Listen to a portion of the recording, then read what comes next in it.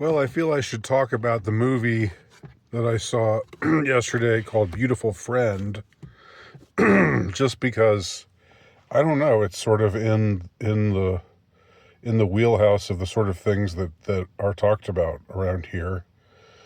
I had never heard of it until I heard it mentioned on some um, some horror fans YouTube site that I semi follow, or that I get her videos occasionally, and she she's some young Australian girl, um, redhead, and she said it was the title was something like three movies that it was really hard to sit through. So that piqued my curiosity, and she talked about the three movies, and the only one that sounded interesting to me to watch was the first one called Beautiful Friend, for reasons which will soon become apparent. So I decided to go ahead and give it a try. Beautiful Friend is about, uh, well, the main character seems to be based on our Supreme Gentleman. You know who I'm talking about. There's only one. Type in, you type in type Supreme Gentleman into a search engine, and he comes up. This person whom we all know comes up. And so the Supreme Gentleman was, I guess in many people's minds, the proto incel.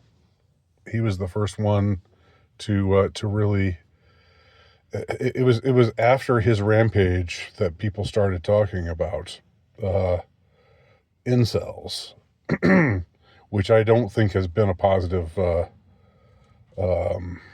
don't think that the the branding of young men, lonely, sad, uh, uh, romantically unsuccessful young men, I don't think the branding of them as incels has been a good or kind or positive, has led our culture in a particularly salubrious direction in any way. So, not a fan of it. I wish it could. I wish it would go away. I wish that the term would just. I know it has its own origins. Um, and I know there are people who say no. Well, when we're talking about incels, we're not talking about all young men who struggle romantically. We're just talking about blah blah blah. But really, let's face it, you're not. Most of the time, you're not. You're if you want to insult a young guy or any guy, you call him an incel. It's sort of like a taunt. It's that's what it's become. And if it were if it were supposed to be some kind of helpful designation of of a sort of person, uh, then it wouldn't be slung in this playground taunt kind of way that it is. You know, in the end, I remember when romantically unsuccessful or young men who were generally thought of as unattractive were called dorks, geeks, nerds, things like that. Those weren't nice. It wasn't nice to say those words, but incel takes it to a whole new level because it makes it seem like, and I have an article about this, which if I remember to, I'll link to it in the description box below. But it makes it seem like you're being righteous. It makes it seem like you're virtue signaling for the good, on the side of the good, um, when you call somebody an incel, as opposed to in the past, if you called someone a dork, you were just insulting him. You were just making fun of him, and there was nothing righteous about it at all. It didn't even try, claim to be righteous. But there's a self-righteousness to people who call other people incel. Uh, and we all know that. Anyway, the character in this movie seems to be based on the Supreme Gentleman himself, just insofar as his speech, the way that he talks, the voiceover is very much apes his style of talking, his grand, um, kind of overly dramatic manner of speaking. And we see him but so it's based on him, but it's not really based on his story, because the story of Beautiful Friend just involves this young man who's extremely isolated, and embittered, and doesn't seem to have anybody that he really hangs out with. He's got this nosy, intrusive mother, who he seems to hate, and but she always comes around and knocks on his door, and he can't get away from her. So eventually he has this van that he fits,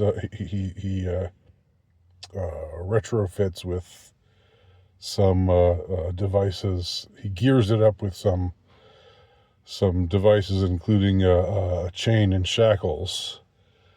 And eventually he sees a girl that he likes, and grabs her, and takes her away with him in his van, and they drive into the desert. And he keeps her prisoner for most of the movie. And at first she tries to fight him, and then she kind of and of course he rapes her, uh, and it's very, needless to say, very, very disturbing. Trigger warning, I guess. But he has this. Of course, he's got this delusional idea that once she gets to know him, she'll fall in love with him, and so eventually she has to adopt this strategy of getting him to think that she sympathizes with him, so that he'll eventually let her go, or let her be on her own, not be chained up all the time, and then she can make a break for it. You can see that's her strategy. And she sacrifices a lot. She has to pretend to like him, and she has to pretend to willingly have sex with him. I mean, there's another instance of what could be, I think, would legitimately called rape by coercion, just because she's again tied up, and she knows that he isn't letting her out of his sight. Even when she goes to the restroom, he has to go in there with her. And so she just has to pretend to be his girlfriend eventually, and like willingly has sex with him.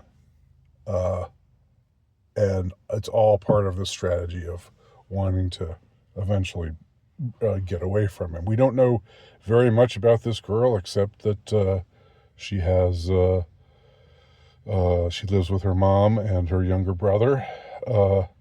I guess the commonality between the two characters is there's an absence of fathers. Other than that, though, I would have to say that while this movie is well filmed and well acted, and it's on the shorter side, so it never becomes dull, and it is at times harrowing just because of the subject matter.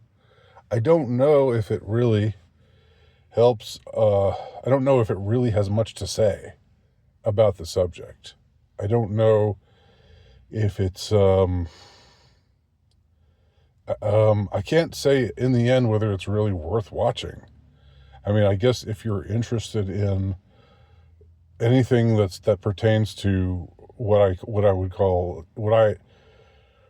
I would say I would, if I had to use the word incel, I would use it under protest. I would say anything relating to the male loneliness epidemic, which would maybe cause certain people certain young men who are at the end of their rope and maybe also sociopathic and uh, you know and have no scruples whatsoever, and are have violent and psychotic fixations to do something the likes of which this guy does. Um, I don't think there's much. By the time it's over, it's ultimately, for everything that it makes you suffer through. I don't know if it really tells you very much about either of the characters or about society or about anything exactly. But that's it. It's a movie called Beautiful Friend. Check it out if you want, and if you have checked it out, let me know what you think.